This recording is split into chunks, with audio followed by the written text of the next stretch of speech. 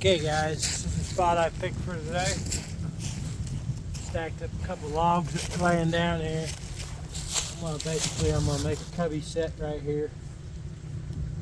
I've got some feathers. I'll stick some feathers and stuff up inside this hole underneath this log. I'm gonna go ahead and I'll probably just pause it real quick. What I'm gonna do is I'm gonna scrape all this up underneath there and make it look like a bobcat has been here, killed something, got his belly full, and then covered it up. That's going to do some exposure here on the ground so they're not as leery when they come in and we've got a spot cleared off for a trap.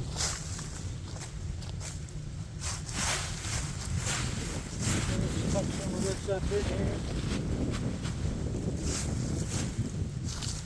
And basically our trap is going to set right at the front of that. When they come up and stick their feet in there, they're going to come right up there trying to look up inside this hole.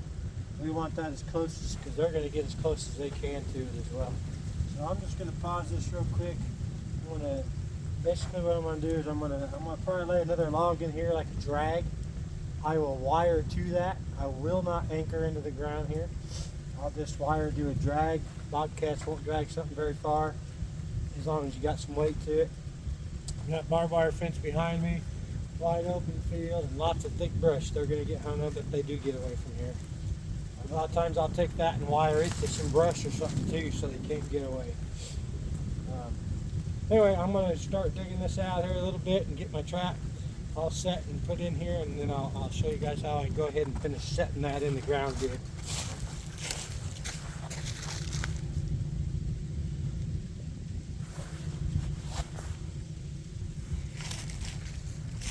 Okay, I got my trap set.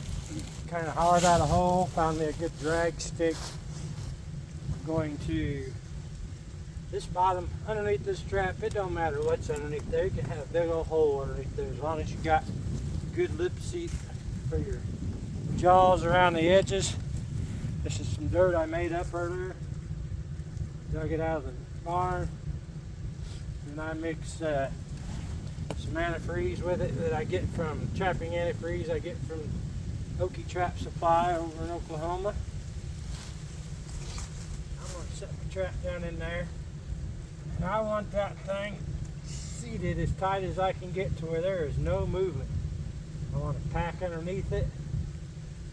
Get the bottoms of these jaws packed underneath there good and tight. Grab some more of that dirt and get underneath there.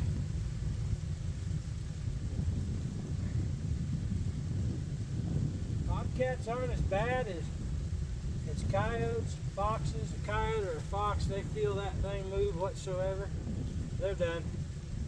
Their commitment is over with. The trap I'm using is a number 2 Duke. It's a dogless one. It's a square jaw. They're a good cheap trap you can buy worth the money and do a lot of. They'll work great on coyotes, bobcats. A 1.5 Duke will work on a bobcat. You just got a smaller target you have to get. The thing about a bobcat is you can catch a bobcat by one toe.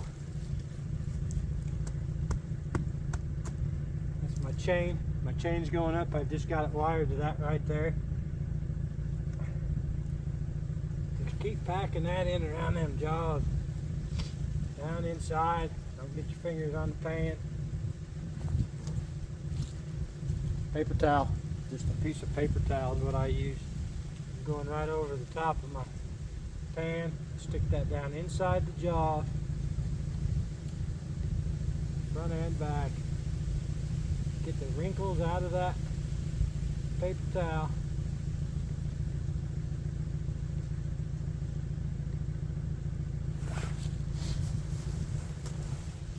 Still going around the edges. I'm not done yet here. Get that. I try kind of hold my hands over the top of these jaws. That way, if I happen to push down on that, which I have, and smash a finger,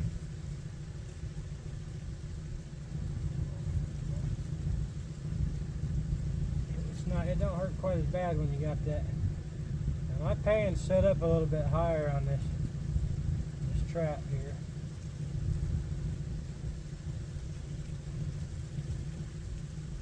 Just packing that in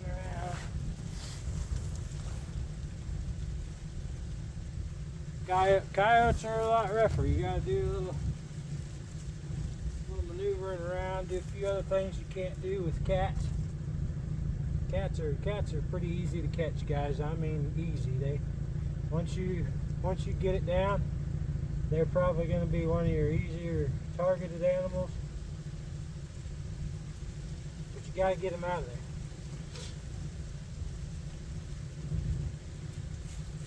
Do you like rabbits? Do you like turkeys? Quail?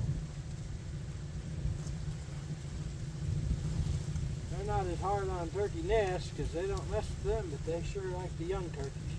Squirrels, they catch a few squirrels. I'd say about 90% of a bobcat's diet. I mean, you want that all to feel good and solid. You don't want him to come in here and step on something and it feel soft and squishy, because that isn't going to feel right to him. Kind of trying to make sure, see where my pan's at. Right there. I'm going to leave that uncovered for just a little bit.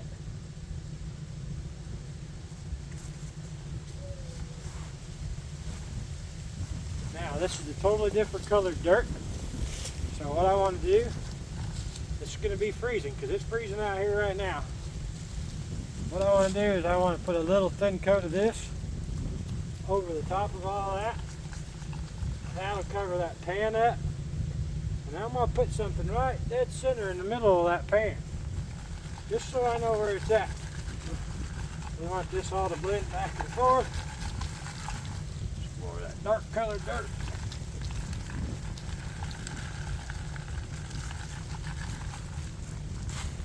Throw that up in there. You know, our pan's right there where that rock's at. So, now I kind of place a few other things here. You know, maybe a piece of bark, feather, maybe something else in here. Mix it up a little bit. Maybe put a leaf over here. The bad thing about leaves is you want to put a little bit of weight on them, because if you got them out there and you got any kind of wind that might disturb that, it's going to blow it right over there every time. Every time. So we got a few things here we're going to do. This is going to, we know our pan is right there where that rock's at.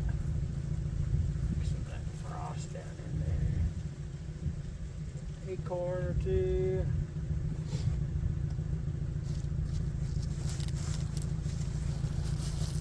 What we're wanting to do is we're wanting to direct that cat to where he isn't going to want to step on all this other crap.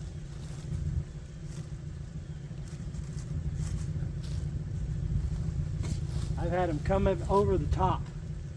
I got pictures of them on my reveal cameras where they came over the top and looked in here before they ever commit to doing this. Sometimes it's taken a couple different times of getting in there. I'm not too worried about the smaller stuff getting in my jaws.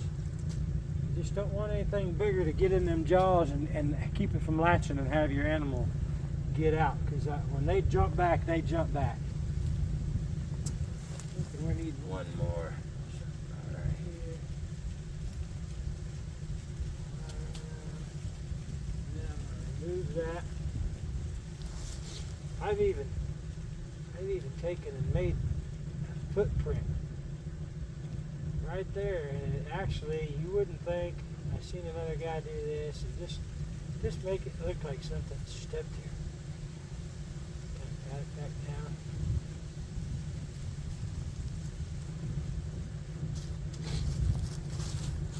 down. Alright, now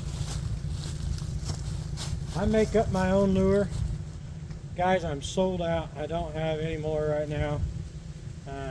I've actually got some I'm making, but I don't know when I'm going to have it done. This is my lure. It's no cure bobcat lure. I'm going to pour some of it in the back here. It's going to drip down in the back side of this set. I'm going to get some feathers. I try not to put this back in with my dirt or anything neither. If you get your dirt smelling all funky, animals will dig it up smelling what they smell right there. They'll dig your trap up and you won't catch them. So you want it back in there where they're going up in there to smell and see what that is. Now I'm going to pause this again for just a second and then I'll be right back. Okay, so that's pretty much my finished set right there, guys. I don't worry too much about the dirt showing because I've got dirt showing everywhere else. It looks like an animal covered it up, just like when you're digging a dirt hole set. This is my favorite set. We had a chicken die the other day, so I've been using some feathers off of it, and I'll hang them out here. Usually I use fishing line, spider wire, hang something up out here. Bobcat's down there in that timber down there. Anywhere down there, you can see that. It can't smell it because that's north of me. But we're going to go back up this way. Just a little strip of brush running up into a wide open field. That's running north to south. The scent from that lure I put on there is going to go right straight up this draw here. Anything coming down along the edge of this hunting, up the middle of it's going to smell that. If it's not, night before last, Christmas night, I caught a cat right there, 75 yards over there to that fence line. That's where I caught that cat. Any cat that comes down along that side looks back this direction and they see that movement. That's right, curiosity killed the cat. So hopefully we'll come by here tomorrow. I also usually like to put up a piece of ribbon. I don't know if other people do that or not. It just helps me to remember exactly where. I always tell my wife, my boys, whoever, other people I'm trapping on, if something was to happen to me and they happen to know that, then they can go around and check where all these pieces of ribbon are. Makes it easy to see. I've even used those hanging down there, just blowing in the wind to catch a cat's eye. So that's how we do it. Hopefully tomorrow we'll have something, other little tips that I can think of to help anybody take these predators out. I'll sure help do what I can do.